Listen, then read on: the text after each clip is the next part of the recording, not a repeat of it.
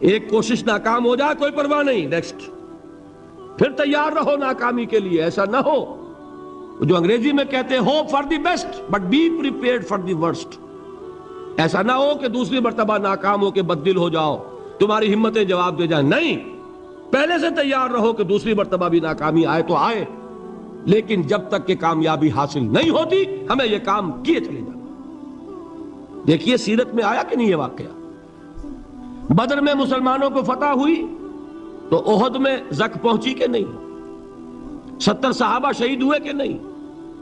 اگر ان کی ہمتیں جواب دے جاتی تو گاڑی کیسے چلتی آگے؟ تو فرمایا وَلَنَبْلُوَنَّكُمْ بِشَيْءٍ مِّنَ الْخَوْفِ وَالْجُوعِ وَنَقْصٍ مِّنَ الْأَمْوَالِ وَالْأَنفُسِ وَالثَّمَرَاتِ. ہم تمہیں لازماً آزمائیں گے، خوف کی کیفیت سے، فقر و فاقے کی کیفیت سے، بھوک سے، جان کے نقصان سے، مال کے نقصان سے، محنتوں کے حاصل کے ضائع ہو جانے سے. وَبَشِّرِ الصَّابِرِينَ، اور اے نبی بشارت دیجئے صبر کرنے والوں کو. الَّذِينَ إِذَا أَصَابَتْهُمْ مُصِيبَةٌ، وہ کہ جب ان پر کوئی تکلیف آئے، کوئی مصیبت آئے، کوئی آزمائش آئے، قالوا انا للہ و انا الیہ راجعون، وہ یہ کہیں کہ ہم اللہ ہی کے ہیں، اللہ ہی کی طرف لوٹ جانا ہے. یہ وہی انداز ہے جو میں نے فارسی کا شعر سنایا تھا آپ کو کہ سرے تسلیم خم ہے جو مزاج یار میں آئے. وہ ہمارا مولا ہے، ہمارا آقا ہے، اگر اسے یہی منظور ہے تو ہمیں بھی یہی منظور ہے. میں نے تسلیم و رضا کی بات کی تھی نا، آپ کو کچھ شعر سنائے تھے. ایک شعر اور سنیے، اور یہ کس کا ہے؟ محمد علی جوہر کا. ایک مرتبہ جیل گئے، ان کی ایک بیٹی جوان بیمار ہوئی، فوت ہو گئی. باہر چھوڑا انگریز نے، جاؤ بھائی دفن کر دو بیٹی کو. دوسری مرتبہ جیل گئے، دوسری جوان بیٹی اسی مرض میں مبتلا ہوئی. اب یہ جیل میں ہے، خبر پہنچی کہ دوسری بیٹی کے اوپر بھی اسی مرض کا حملہ ہوا ہے. ایک نظم لکھی ہے جس کا آخری شعر یہ ہے: تیری صحت ہمیں منظور ہے لیکن اس کو نہیں منظور تو پھر ہم کو بھی منظور نہیں. یہ ہے، جب تک یہ کیفیت نہ ہو اس میدان میں آدمی ثابت قدم نہیں رہ سکتا کہ میرے رب کو اگر یہ منظور ہے تو یہی مجھے منظور ہے، اور تیری صحت ہمیں چاہیے تو ضرور، لیکن ہمارے رب کو منظور نہیں تو ہمیں بھی منظور. راضی برضائے رب. وَبَشِّرِ الصَّابِرِينَ الَّذِينَ إِذَا أَصَابَتْهُمْ مُصِيبَةٌ قَالُوا إِنَّا لِلَّهِ وَإِنَّا إِلَيْهِ رَاجِعُونَ. نہ شود نصیب دشمن کے شود ہلاک تیغت، سر دوستہ سلامت کے تو خنجر آزمائی. اولئک علیہم صلوات من ربہم ورحمہ، یہی ہے وہ لوگ جن پر ان کے رب کی طرف سے عنایتیں ہیں اور رحمتیں ہیں. وَأُولَئِكَ هُمُ الْمُهْتَدُونَ، اور یہی ہے وہ لوگ جو کامیاب ہونے والے ہیں، ہدایت پانے والے، ہدایت یافتہ. اسی سورہ بقرہ میں ذرا آگے چل کر، یہ تو ہے 20واں رکوع، 19واں رکوع، 21ویں رکوع کی پہلی آیت ہے: لَيْسَ الْبِرَّ أَن تُوَلُّوا وُجُوهَكُمْ قِبَلَ الْمَشْرِقِ وَالْمَغْرِبِ وَلَكِنَّ الْبِرَّ مَنْ آمَنَ بِاللَّهِ وَالْيَوْمِ الْآخِرِ وَالْمَلَائِكَةِ وَالْكِتَابِ وَالنَّبِيِّينَ وَآتَى المال على حبه ذوي القربى واليتامى والمساكين وابن السبيل والسائلين وفي الرقاب وأقام الصلاة وآتى الزكاة والموفون بعهدهم إذا عاهدوا والصابرين في البأساء والضراء وحين البأس. اب یہ آیت جو ہے سورۃ العصر میں جو مضامین آئے تھے سارے اس میں موجود ہیں. وہاں ایمان کا لفظ آیا، یہاں 5 ایمانیات کی تفصیل آ گئی، اعمال کی تفصیل آئی، اور آخری بات وہاں کیا ہے؟ وَتَوَاصَوْا بِالصَّبْرِ، اور یہاں کیا ہے؟ وَالصَّابِرِينَ فِي الْبَأْسَاءِ وَالضَّرَّاءِ وَحِينَ الْبَأْسِ، اور صبر کرنے والے. اصل نیکی ان کی ہے جو صبر کریں. کس میں؟ جنگ کے وقت. ذرائے، بأسائے، بأسا کہتے ہیں فقر اور فاقہ. واحد آئے گا باس تو اس کے معنی جنگ، اور بأسا جمع میں آئے گا تو فاقہ، فقر، بھوک. اور ذرائے جسمانی تکلیف، ضرر، جسمانی تکلیفوں میں صبر کرنے والے، فقر اور فاقے میں صبر کرنے والے. اور جنگ کے وقت صبر کرنے والے، اولئک الذین صدقوا واولئک هم المتقون، یہ ہیں وہ لوگ جو صبر کرنے والے ہیں، یہ ہیں جو سچے ہیں، جو اپنے دعوے میں نیکی کے اور ایمان کے صادق ہیں، اور یہی وہ لوگ ہیں جو متقی۔ اگلی صورت ہے سورہ آل عمران، اس میں 2 لفظ آئے ہیں، آخری آیت، یا ایھا الذین آمنوا اصبروا وصابروا ورابطوا واتقوا اللہ لعلکم تفلحون۔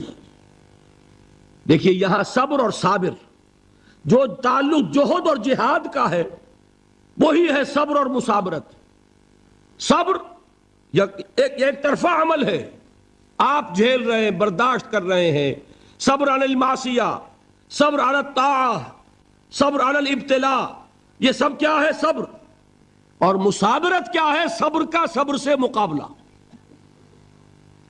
یہ سورہ آل عمران، اب وقت نہیں ہے میں آپ کو سناتا اللہ تعالیٰ نے کیسے کیسے مسلمانوں سے کہا، مسلمانوں تمہیں زک پہنچی ہے تو انہیں بھی تو پہنچی تھی، ان کے 70 نہیں مارے گئے تھے بدر میں، ان کے حوصلے جو ہیں وہ تو پست نہیں ہوئے، وہ اگلے سال آ گئے تم پر چڑھائی کر کے، تم کیوں اتنا برا مان رہے ہو؟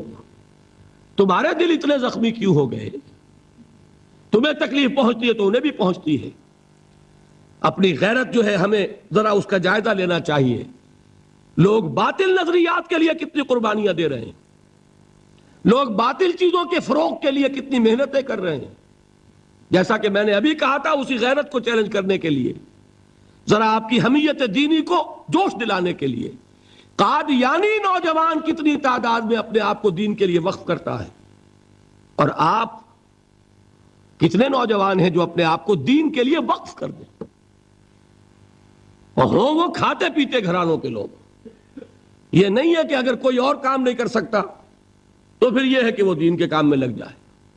باصلاحیت لوگ، کھاتے پیتے لوگ، ذہنی استعداد رکھنے والے لوگ، اونچے گھرانوں کے لوگ، وہ وقف کریں اپنے آپ کو دین کے لیے۔ اس کے بغیر کیسے باہر آ جائے گی، کیسے رونق آ جائے گی؟ تو دنیا میں باطل نظریات والے جو ہیں، یہ بات کہی گئی ہے، مسلمانوں تم اگر توحید کے لیے لڑ رہے ہو، دیکھتے نہیں ابو جہل کو، اس نے گردن کٹوائی ہے شرک کے لیے، شرک کے لیے گردن کٹوائے، اور تم توحید کے لیے گردن کٹوانے کو تیار نہ ہو۔ اس نے گردن کٹوائی کہ نہیں کٹوائی؟ اور کس طرح کٹوائی ہے؟ جو کہ بڑا متکبر قسم کا، فرعون قسم کا شخص تھا، جب گردن کاٹنے لگے تو کہتا ہے ذرا نیچے سے کاٹنا، تاکہ جب تم نیزے کے اوپر چڑھاؤ میرے سر کو تو اونچا نظر آئے، معلوم ہو سردار کا سر ہے۔ وہ بدبخت مرتے ہوئے بھی جو اس کی کیفیت تھی نا، اس کو ذہن میں رکھیے۔ تو یہ اس لوگوں نے قربانیاں دی، جانیں دی، تو فرمایا اگر تم ان سے زیادہ قربانی نہیں دو گے، جو نوٹ کر لیجئے اس کو، مجرد اگر حق کو غالب کرنا اللہ کے ذمے ہو تو آنے واحد میں غالب کر دے گا، تمہیں تکلیف ہی دینے کی ضرورت نہیں۔ سمجھ رہے؟ کیا اللہ کے مقابلے میں کوئی باطل کی طاقت ٹھہر سکتی ہے؟ یہ تمہارے ایمان کا امتحان ہے، یہ تمہارے خلوص کی آزمائش ہے، یہ تمہارے امتحان کا ثبوت درکار ہے کہ اللہ تعالیٰ دیکھنا چاہتا ہے تم اس کے لیے اپنی جانیں قربان کرنے کو تیار ہو کہ نہیں، تم اس کے لیے تن من دھن لگانے کو تیار ہو کہ نہیں۔ اور یہ جان لو کہ اگر کفار اور مشرکین اور ملحدین اور باطل نظریات والے وہ جو کچھ قربانیاں اپنے باطل نظریات کے لیے دے رہے ہیں، ان سے زیادہ اگر تم نہیں دو گے تو حق غالب نہیں ہوگا۔ انہوں نے جو صبر کیا ہے اپنے باطل نظریات پر، اگر تم اس سے زیادہ صبر کا ثبوت نہیں دو گے اپنے اس حق پر تو حق غالب نہیں ہوگا۔ اس لیے فرمایا یا ایھا الذین آمنوا اصبروا وصابروا، نہ صرف یہ کہ صبر کرو بلکہ صبر میں اپنے دشمنوں سے آگے نکلو، ان کے صبر سے بڑھ کر صبر کرو۔ ورابطوا، مرابطہ کہتے ہیں چوکس رہنا، ہوشیار، پہرا دو، ایسا نہ ہو کہ دشمن جو ہے غفلت میں تمہارے اوپر کوئی حملہ جو ہے کر بیٹھے۔ واتقوا اللہ، اور اللہ کا تقوی اختیار کرو، لعلکم تفلحون، تاکہ تم فلاح پاؤ۔ یہ ہے حضرات تواصوا بالصبر۔ میں نے عرض کیا تھا ہر جگہ پر آپ کو چوٹی کی بات صبر ملے گا. آیت الکرسی، آیت البر جو میں نے آپ کو سنائی آخر میں، والصابرین فی الباساء والضراء وحین الباس. حامیم السجدہ، وما یلقاها الا الذین صبروا وما یلقاها الا ذو حظ عظیم. اس کے بغیر تو نہیں ہوگا. تھوڑ دلے لوگ، کم ہمت لوگ، عزیمت نہ رکھتے ہو، حوصلہ نہ رکھتے ہو، برداشت نہ رکھتے ہو، تحمل نہ کر سکیں، لالچ سے ڈگمگا جائیں. دیکھیے یہ بھی میں نے چونکہ بات کہی تھی، سن لیجئے سیرت سے.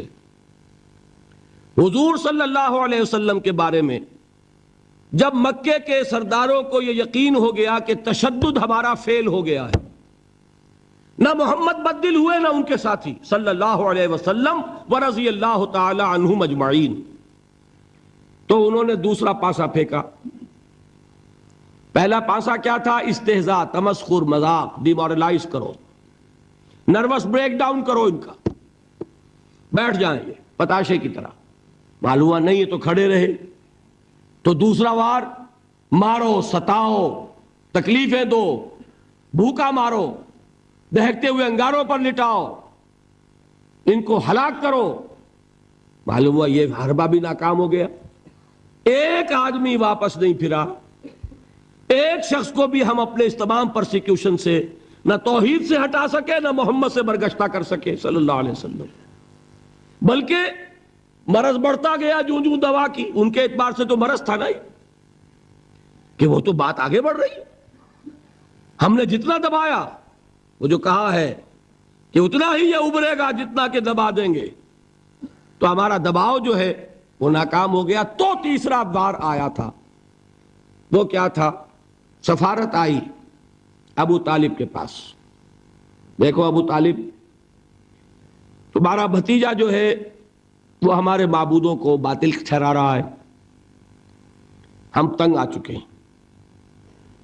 اگر تو اسے بادشاہت چاہیے، اگرچہ ہم کسی بادشاہت کے عادی نہیں ہیں، لیکن ہم اسے اپنا بادشاہ بھی مان لیں گے.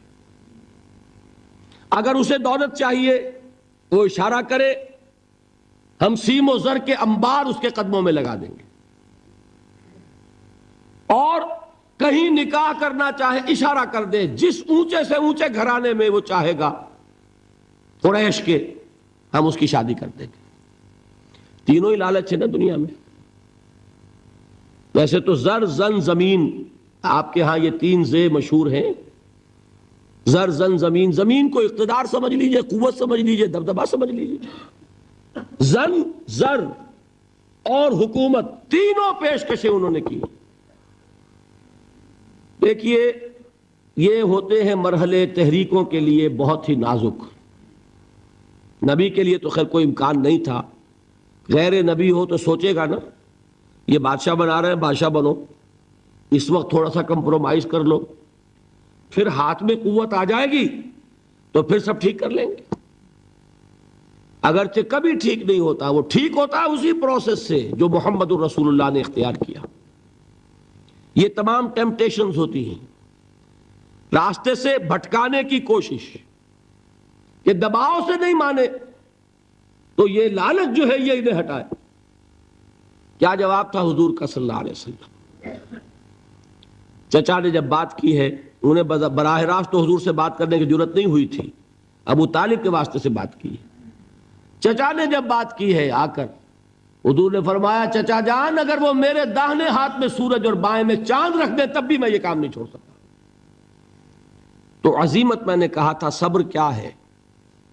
اپنے طے کردہ راستے پر بڑھتے چلے جانا، نہ کسی ٹیمپٹیشن سے، نہ کسی پریشر سے، نہ کسی تکلیف سے، نہ کسی ایذا سے، نہ کسی استہزاء سے، کسی سے بھی متاثر ہوئے بغیر اپنی منزل کی طرف پیش قدمی کیے چلے جانا. یہ ہے صبر.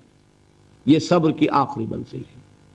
اور انقلابی صبر جو ہے اس میں ایک مرحلہ آتا ہے پیسیو ریزسٹنس، ایک آتا ہے ایکٹیو ریزسٹنس. ایک میں صبر محض ہے، جھیلو، برداشت کرو، کوئی ریٹیلیشن نہیں. اور ایک وہ آتا ہے کہ اب آگے بڑھو. بڑا پیارا مصرع ہے، آگے بڑھو یا وقت کی رفتار روک دو. وہ آگے بڑھ کر پھر نظام باطل کو چیلنج کیا جاتا ہے، اور پھر جنگ ہے.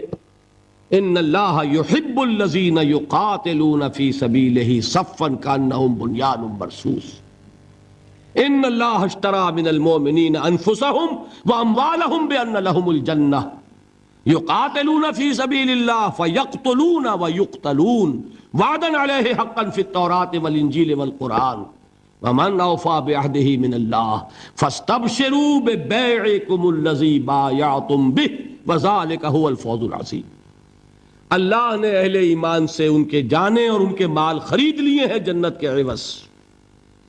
نتیجہ کیا ہے؟ وہ جنگ کرتے ہیں اللہ کی راہ میں، قتل کرتے بھی ہیں، قتل ہوتے بھی ہیں۔ بدر میں 70 کو قتل کیا، مسلمان شہید ہوئے 13، 14 وہ تھے جو زخمی ہو گئے تھے، واپسی پر مدینے کے راستے میں ان کا بھی انتقال ہوا، 14 مسلمان ادھر 70، اور احد میں 70 صحابہ شہید ادھر 23۔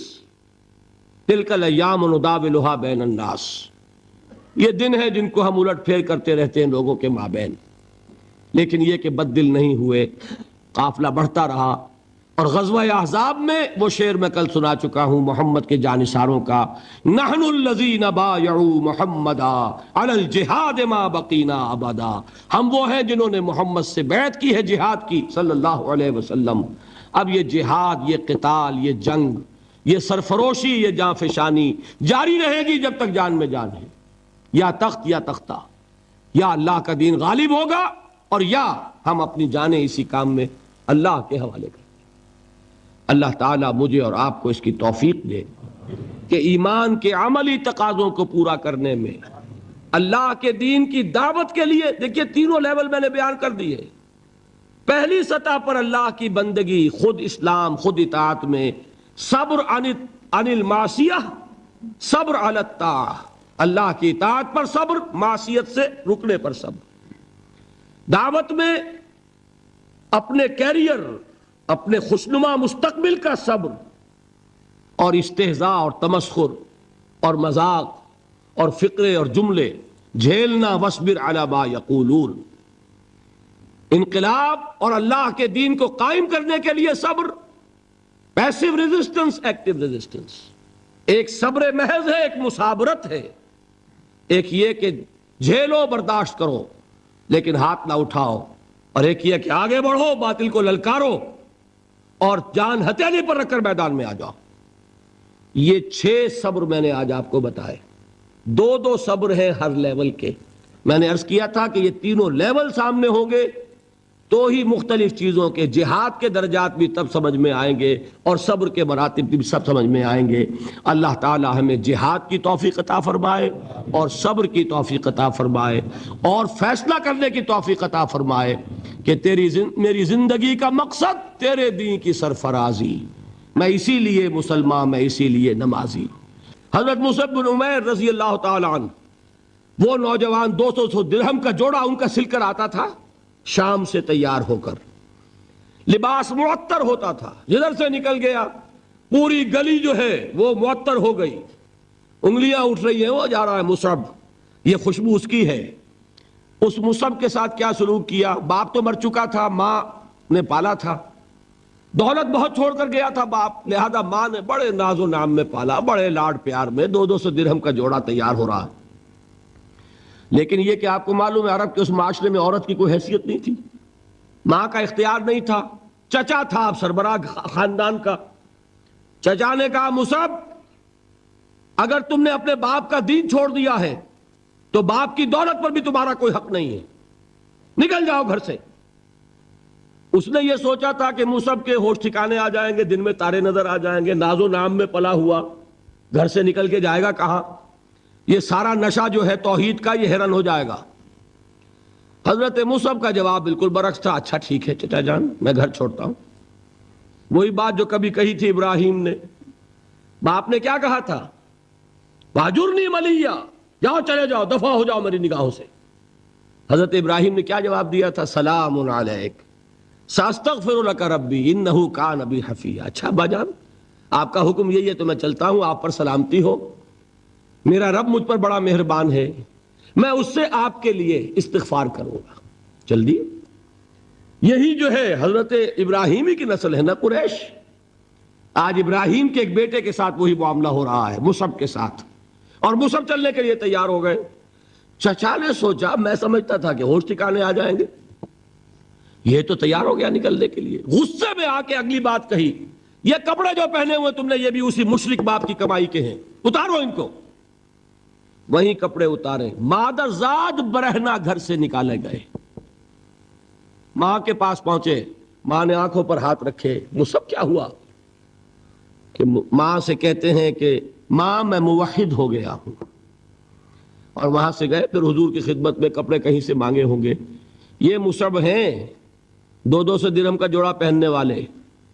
جب حضور پر مدینے کے 12 افراد ایمان لائے تھے, بیعت عقبہ اولیٰ ہوئی, انہوں نے کہا کہ حضور ہمیں کوئی شخص اپنا ایسا شاگرد دیجئے جو ہمیں قرآن پڑھا سکے. حضور نے حکم دیا, مصعب جاؤ, اب مدینے جاؤ, یثرب جاؤ, یثرب والوں کو قرآن پڑھاؤ, انہیں تبلیغ کرو. مصعب گئے ہیں وہاں, 1 سال کی کمائی 75 افراد لا کر حضور کے جھولی میں اگلے سال ڈال دیے کہ حضور یہ میری 1 سال کی کمائی ہے. 72 مرد 3 عورتیں, انہوں نے وہ بیعت کی تھی, بیعت عقبہ ثانیہ, جس کے الفاظ کل میں نے آپ کو سنائے تھے. بایعنا رسول اللہ صلی اللہ علیہ وسلم علی السمع والطاعت فی العسر والیسر والمنشط والمکرہ وعلی اثرۃ علینا وعلی لا ننازع الامر اہلہ وعلی ان نقول بالحق اینما کنا لا نخاف فی اللہ لومۃ لائم. یہ 72 مرد تھے مدینے کے جنہوں نے یہ بیعت کی. پھر انہوں نے ریکویسٹ کی کہ حضور اب آپ ہمارے ہاں تشریف لائیے, ہم اگر یہ مکے والے وہاں حملہ کریں گے تو ہم آپ کی حفاظت کریں گے جیسے کہ اپنے اہل و عیال کی کرتے ہیں. بہرحال وہ مصعب بن عمیر ہیں جو غزوہ احد میں شہید ہوئے, اور جب شہید ہوئے تو ان کے جسم پر صرف ایک چادر تھی. ایک بات تو یہ نوٹ کیجئے, موضوع سے ذرا بات تھوڑی ادھر ادھر جا رہی ہے, لیکن یہی چیزیں ہیں اصل میں کہ جو ہمارے دلوں کو منور کرنے والی ہیں نور ایمان سے. وہ علم بردار تھے غزوہ احد میں, جھنڈا مسلمانوں کا ان کے پاس تھا. ایک ہاتھ پر ایک شانے پر وار پڑا, ہاتھ کٹ گیا, دوسرے سے تھاما, دوسرے پہ کٹ گیا, اب دونوں حصوں کے بچے ہوئے ٹکڑوں سے جھنڈے کو تھاما, گرنے نہیں دیا, یہاں تک کہ شہید ہو گئے. گرے ہیں تو جھنڈا گرا ہے. شکل میں حضور سے بہت مشابہ تھے. خبر اڑ گئی کہ محمد شہید ہو گئے صلی اللہ علیہ وسلم. یہ مصعب بن عمیر کا واقعہ ہے. جب ان کو اب دفن کرنے کا وقت آیا, اور شہید کے لیے کفن جو ہے اس کا وہی لباس ہوتا ہے جو شہادت کے وقت ہو, حضور کے سامنے ایک پرابلم پیش کیا گیا. حضور, مصعب کے جسم پر تو ایک چادر تھی, اور وہ چادر بھی اتنی چھوٹی ہے, یعنی 2 گز کی چادر بھی نہیں ہے. اس سے اگر سر ڈھانپتے ہیں مصعب کا تو پیر کھل جاتے ہیں, پیر ڈھانپتے ہیں تو سر کھلتا ہے. کیا کریں؟ حضور نے فرمایا سر ڈھانپ دو چادر سے اور پیروں پر گھاس ڈال دو. یہ آخری لباس ہے جو محمد کے اس دیوانے کو اس دنیا سے رخصت ہوتے ہوئے ملا ہے, جس کا 200 درہم کا جوڑا چلتا تھا. یہ ہے صبر. برداشت کیا کہ نہیں کیا؟ تو یہ جان لیجئے, میں جو بات فلسفے کی سمجھانا چاہتا تھا وہ یہ جو پیسیو ریزسٹنس ہے 8 سال جو رہی ہے کہ تمہیں ماریں, تمہیں تکلیفیں پہنچائیں, تم پر جو بھی آئے جھیلو, برداشت کرو, تمہیں ہاتھ اٹھانے کی اجازت نہیں. اصل میں انقلابی عمل میں یہ بہت فیصلہ کن چیز ہے. اس کی وجہ کیا ہے؟ دیکھیے, اگر شروع ہی سے انقلابی لوگ وائلنٹ ہو جائیں گے تو ظاہر بات ہے وہ تو تھوڑے ہوتے ہیں, گنتی کے ہوتے ہیں. جو نظام قائم ہے اس کے پاس طاقت بہت ہوتی ہے, اس نظام کو اخلاقی جواز حاصل ہو جائے گا ان کو کچل دینے کا, ختم کر دینے کا. اب جب کہ وہ ہاتھ نہیں اٹھا رہے تو اخلاقی جواز تو نہیں ہے نا. اب اگر مارا جا رہا ہے تو عوام الناس کی دلی ہمدردیاں ان کے ساتھ ہوتی چلی جاتی ہیں. یہ امیہ ابن خلف نے بلال کو آج اتنا مارا, اتنا مارا, اتنا مارا. کیوں مارا؟ کیا بلال نے کوئی چوری کر دی تھی؟ نہیں بھائی. کیا کوئی اور گستاخی کی تھی اپنے آقا کی؟ نہیں. کہیں معاذ اللہ اس نے اپنے آقا امیہ ابن خلف کی بیٹی کے اوپر تو کوئی نہیں ہاتھ اٹھا دیا تھا؟ نہیں. تو کیا وجہ ہوئی؟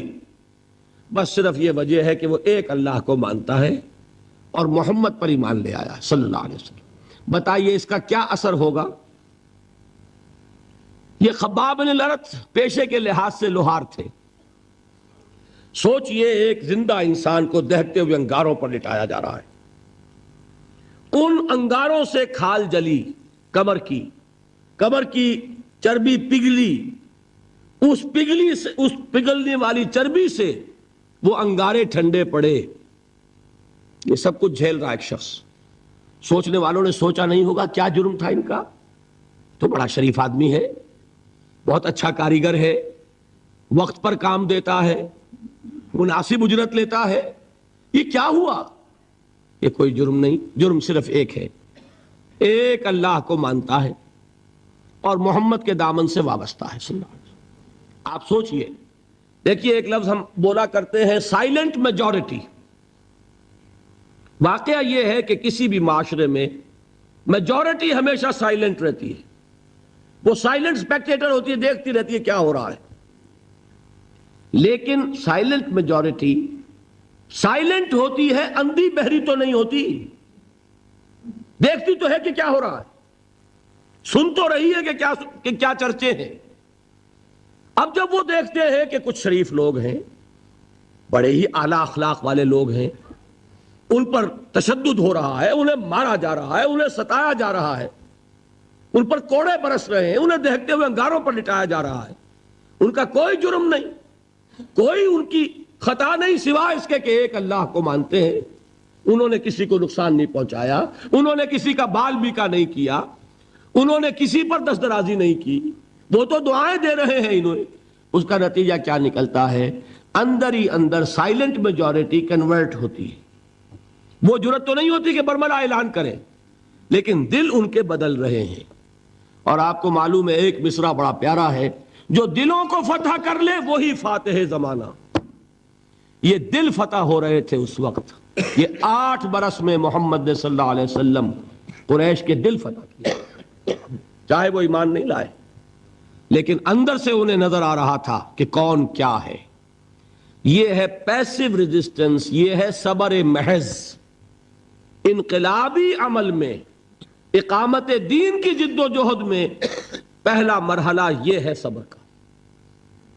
دوسرا مرحلہ کیا ہے؟ جب اتنی قوت ہو گئی کہ اب آپ کو اندازہ ہے کہ اب آپ اس باطل نظام کے خلاف اقدام کر سکتے ہیں۔ دیکھیے ریولوشنری پروسیس کسے کہتے ہیں؟ پہلے ایک انقلابی نظریہ، اس کی اشاعت ہوگی، جو لوگ اس کو قبول کریں گے انہیں آرگنائز کیا جائے گا، ایک پارٹی کی شکل دی جائے گی، پھر ان کی تربیت ہوگی، جیسا انقلاب لانا ہے ویسی تربیت کرنی ہوگی۔ اب ٹکراؤ ہوگا اس باطل نظام کے ساتھ، غلط نظام کے ساتھ۔ اس ٹکراؤ کا پہلا مرحلہ یہ ہے، جب تک اتنی تعداد آپ کے پاس نہ ہو کہ آپ فیصلہ کن اقدام کر سکیں، اس وقت تک دعوت ہی دینی ہے، لوگوں کی تعداد اپنے اندر شامل کرنی ہے، اپنی قوت بڑھانی ہے، اپنی تربیت کرنی ہے، اپنی اصلاح کرنی ہے، اور صبر کرنا ہے، ریٹیلیٹ نہیں کرنا، اقدام نہیں کرنا، جوابی کارروائی نہیں کرنی۔ یہ کام ہے جو 12 برس میں مکے میں مکمل ہو گیا۔ اب کیا ہوا؟ ایک تعداد اب ہے حضور کے جانثاروں کی۔ یہ تعداد کیسے لوگوں کی ہے؟ ڈیووٹڈ، ڈیڈیکیٹڈ، اپنی زندگیاں وقف کیے ہوئے لوگ، ہر طرح کے امتحان سے گزر چکے، بھٹیوں میں سے نکل چکے، تربیت ہو چکی، منظم ایسے ہیں کہ جو حضور کا حکم ہے اس پر عمل پیرا ہے۔ سم و طاعت، سنو اور اطاعت کرو، جس کا میں عرض کر چکا ہوں، اس سے بڑا کٹھن معاملہ نہیں ہو سکتا کہ تمہیں دہتے ہوئے انگاروں پر لٹا دیا جائے، تمہیں ہاتھ اٹھانے کی اجازت نہیں ہے۔ اس پر بھی پورے اترے صحابہ کرام، کسی نے ریٹیلیٹ نہیں کیا۔ اب معلوم ہوا، اور اللہ نے ایک جگہ عطا فرما دی مدینہ منورہ، کہ وہاں حضور کو تمکن عطا فرما دیا، بیس مل گیا اب انقلابی عمل میں اقدام کا، بیس بھی ہے مدینہ، طاقت بھی ہے صحابہ کرام کی۔ اب اقدام ہوا۔ اقدام کیا تھا؟ نبی اکرم صلی اللہ علیہ وسلم نے مدینے پہنچنے کے بعد، اور یہ نوٹ کر لیجئے، سورہ حج کی ایک آیت ہے، اذن للذین یقاتلون بانہم ظلموا وان اللہ علی نصرہم لقدیر۔ آج سے اجازت دی جا رہی ہے ان لوگوں کو جن پر ظلم و ستم کے پہاڑ توڑے گئے۔ ابھی تک حکم تھا ہاتھ بندے رکھو، آج سے ہاتھ کھول دیے گئے۔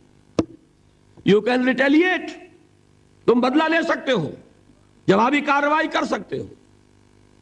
یہ آیت نازل ہوئی، حضرت عبداللہ ابن عباس کی یہ رائے ہے کہ یہ آیت نازل ہوئی ہے دوران سفر ہجرت، جب حضور مکے سے مدینے تشریف لے جا رہے تھے، یہ آیت نازل ہوئی۔ یہ گویا کہ ٹرننگ پوائنٹ ہے کہ اب تک تو تمہیں حکم یہ تھا کہ چاہے تمہارے جسم کے ٹکڑے اڑا دیے جائیں، تم کوئی جوابی کارروائی نہیں کر سکتے۔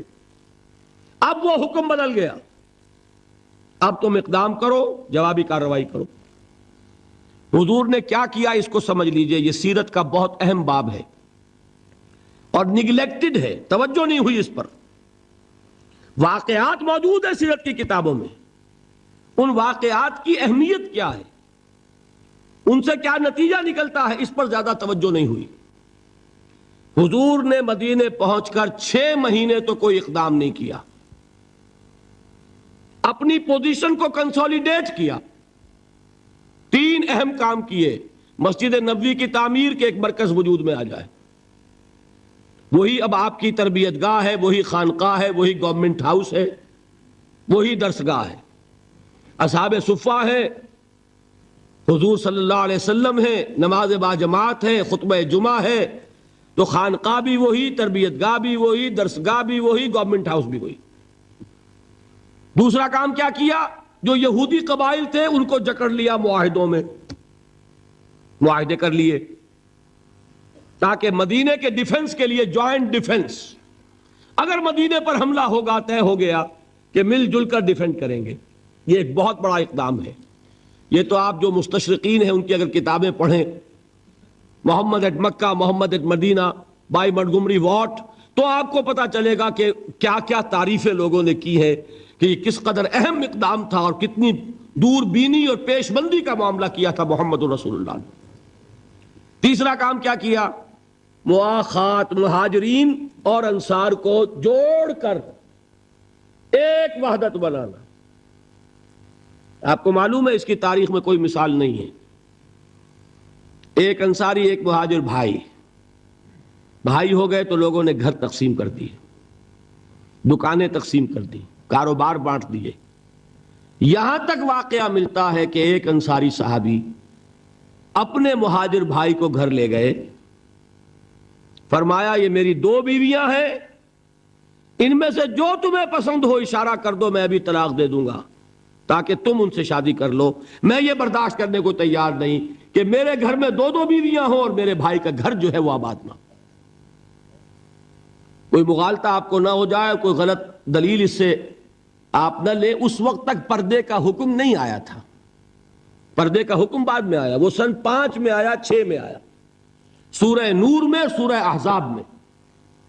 یہ تو 5 اور 6 کی صورتیں ہیں۔ یہ واقعہ ہو رہا ہے سن 1 ہجری میں، تو ابھی پردے کا حکم تھا نہیں، پردہ اس معاشرے میں تھا نہیں۔ گھر لے گئے سیدھے، یہ 2 بیویاں ہیں اور ان میں بھی چوائس تمہارا، جو تم پسند کرو۔ یہ 3 کام ہے انٹرنل کنسولیڈیشن، اور اس کے بعد آپ نے اب چھاپا مار دستے بھیجنے شروع کر دی۔ مکے کے خلاف اقدام، وہ اقدام کیا ہے؟ جدید اصطلاح میں بات سمجھا دوں گا۔ 2 کام: political isolation of Quraysh and economic blockade of Mecca.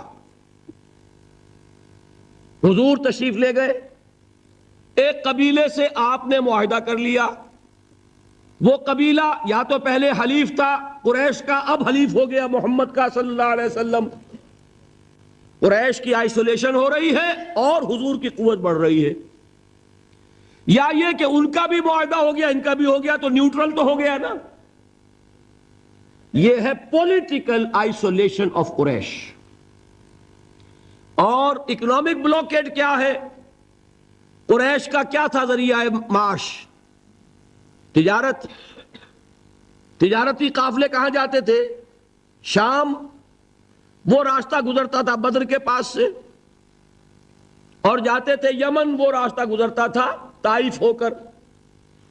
حضور نے دونوں پر دستے بھیجنے شروع کر دیے. He proved his military presence on the caravan routes of Quraysh. بات سمجھ رہے؟ اور ایک جو اس میں خاص طور پہ لشکر بھیجا آپ نے، وہ نخلا بھیجا. نخلا ایک وادی ہے، آپ حضرات اگر کبھی گئے ہو تو مکے سے جب طائف کی طرف جاتے ہیں تو درمیان میں وادی آتی ہے، وادی نخلا.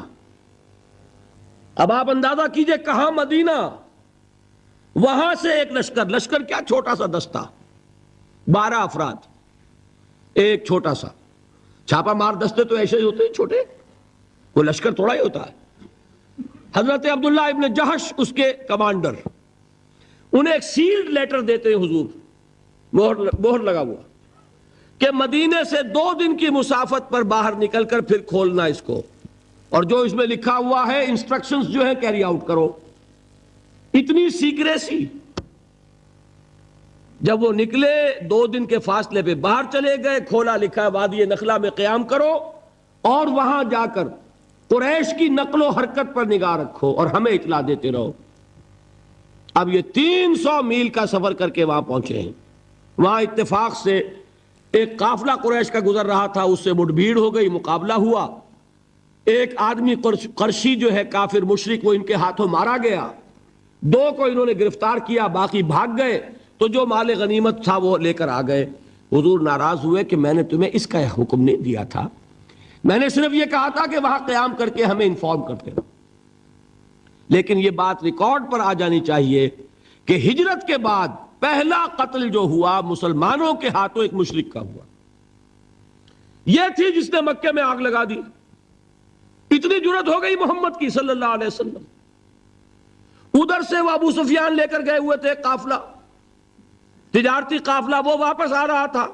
اس کی طرف سے ایک پیغام پہنچ گیا کہ میرے قافلے کو خطرہ ہے محمد کے آدمیوں سے صلی اللہ علیہ وسلم، لہذا فوراً کوئی انتظام کرو مدد کا. یہ ہے وہ چیز جس کی آڑ لے کر ابو جہل جیسے لوگوں نے لشکر تیار کیا اور بدر کی طرف مارچ کیا. یہاں سے پہلی جنگ ہوئی ہے غزوہ بدر سن 2 ہجری میں. اگر حضور اقدام نہ کرتے، حضور نے یہ دستے بھیجے نہ ہوتے، اگر مسلمانوں کے ہاتھوں ایک کافر کا قتل نہ ہوتا، اگر وہ راستہ جو ہے تجارتی راستہ وہ مخدوش نہ ہو گیا ہوتا، بدر کی جنگ نہ ہوتی. یہ اقدام تھا محمد الرسول اللہ صلی اللہ علیہ وسلم کا، جس کے نتیجے میں final phase of revolution, armed conflict, وہ اب شروع ہوا ہے سن 2 میں، جاری رہا سن 8 تک. اندرون ملک عرب یہ 6 سال ہیں. ان 6 سالوں میں غزوہ بدر، غزوہ احد، غزوہ احزاب، یہ سارے غزوے ہو گئے. پھر فتح مکہ، پھر یہ کہ غزوہ حنین، طائف کا محاصرہ. سن 8 تک یہ معاملہ مکمل ہو گیا. جاء الحق وزهق الباطل ان الباطل کان زہوقا. جب یہ فیز شروع ہوا ہے تو یہ آیتیں نازل ہوئی جو میں نے سنائی تھی آپ کو. یا ایھا الذین آمنوا استعینوا بالصبر والصلاۃ. اے مسلمانوں، اہل ایمان، مدد حاصل کرو. اب جو نیا فیز شروع ہو چکا ہے تمہاری جد و جہد کا. یہ مدنی آیت ہے نا، مدنی صورت ہے. وہ جد و جہد کا دور جو تھا مکی، وہ کچھ اور تھا، یہ کچھ اور ہے. اس میں تو اب تمہیں آگے بڑھنا ہے، کفر پر اور شرک پر حملہ آور ہونا ہے، اقدام کرنا ہے، چیلنج کرنا ہے. فاستعینوا بالصبر والصلاۃ. مدد حاصل کرو کس سے؟ صبر سے اور نماز سے. ان اللہ مع الصابرین. جان لو کہ اللہ تعالیٰ صبر کرنے والوں کے ساتھ ہے. وَلَا تَقُولُوا لِمَنْ يُقْتَلُ فِي سَبِيلِ اللَّهِ أَمْوَاتٌ. اور ہرگز نہ کہو اسے جو اللہ کی راہ میں قتل ہو جائے کہ وہ مردہ ہے. بل احیاء ولکن لا تشعرون، نہیں، وہ زندہ ہے لیکن تمہیں ان کا شعور نہیں ہے۔ اور سنیے اب یہ آیت اہم ترین ہے صبر کے موضوع پر۔ وَلَنَبْلُوَنَّكُمْ بِشَيْءٍ مِّنَ الْخَوْفِ وَالْجُوعِ وَنَقْصٍ مِّنَ الْأَمْوَالِ وَالْأَنفُسِ وَالثَّمَرَاتِ وَبَشِّرِ الصَّابِرِينَ، اور دیکھو ہم تمہیں آزمائیں گے، وَلَنَبْلُوَنَّكُمْ، ہم لازماً آزمائیں گے تمہیں، بِشَيْءٍ مِّنَ الْخَوْفِ، خوف کی کیفیت طاری کر کے، والجوع، بھوک، فقر اور فاقہ، ونقص من الاموال، مالی نقصان، والانفس، جانی نقصان، والثمرات، اور ثمرات، پھلوں اور میووں کا نقصان۔ میرے نزدیک یہاں پر ثمرات کا مفہوم ایک اور بھی ہے۔ ایک تو صاف تھا کھجور کی فصل تیار ہے، غزوہ تبوک جانے کا حکم مل گیا، کون اتارے گا؟ اور کھجور وقت پر اتری نہیں، برباد ہو جائے گی۔ یہ ہو رہا ہے نا میووں کا نقصان۔ اور میرے نزدیک یہاں یہ بھی ہے، بسا اوقات بہت سی محنتوں کا نتیجہ انسان دیکھتا ہے کہ ضائع چلا گیا، میں نے 10 سال محنت کی، حاصل کوئی نہیں نکلا۔ یہ ثمرات کیا ہیں؟ محنتیں، محنتوں کے ثمرات کا ضیاع۔ کوشش آپ نے کی، قسمت کی خوبی دیکھیے، ٹوٹی کہاں کمن، 2-4 ہاتھ جب کے لبے بام رہ گئے۔ Be prepared. ایک شاعر کے یہ اشعار ہیں، وہ کمیونسٹ تھا، میں نام بھی نہیں لیتا، لیکن یہ کہ یہ اسی انقلابی، چونکہ ان کا بھی ایک انقلابی نظریہ ہے، انقلابی عمل میں یہ سارے مراحل آتے ہیں۔ کوئی سیٹ بیک آیا فرض کیجئے، کوئی ناکامی ہو گئی، تو اپنے ساتھیوں کو دل بدھانے کے لیے یہ فصل امیدوں کی ہمدم اس بار بھی غارت جائے گی، سب محنت صبحوں شاموں کی اب کے بھی اکارت جائے گی۔ میرے نزدیک یہ ثمرات کا جو لفظ یہاں آیا ہے، وَنَقْصٍ مِّنَ الْأَمْوَالِ وَالْأَنفُسِ وَالثَّمَرَاتِ، سب محنت صبحوں شاموں کی اب کے بھی اکارت جائے گی۔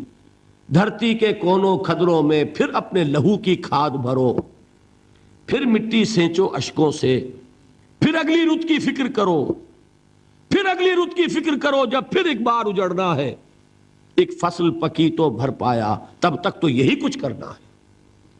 ایک مقصد ہے سامنے، انقلاب برپا کرنا ہے۔